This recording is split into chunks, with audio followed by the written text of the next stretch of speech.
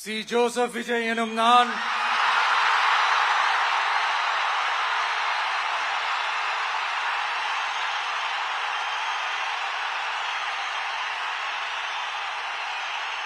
சட்டப்படி அமைக்கப்பெற்ற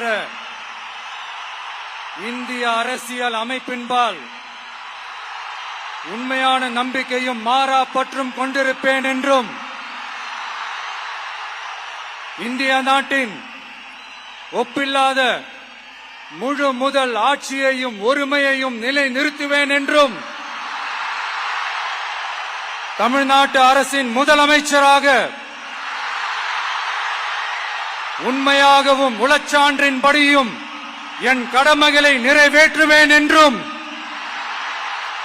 அரசியல் அமைப்பிற்கும் சட்டத்திற்கும் இணங்க அச்சமும் ஒருதலை சார்பும் இன்றி விருப்பு வெறுப்பை விலக்கி பலதரப்பட்ட மக்கள் அனைவருக்கும் நேர்மையானதை செய்வேன் என்றும் ஆண்டவன் மீது ஆணையிட்டு உறுதிமொழிகிறேன்.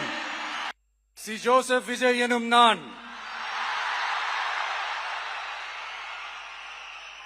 தமிழ்நாட்டு அரசின் முதலமைச்சர் என்ற முறையில்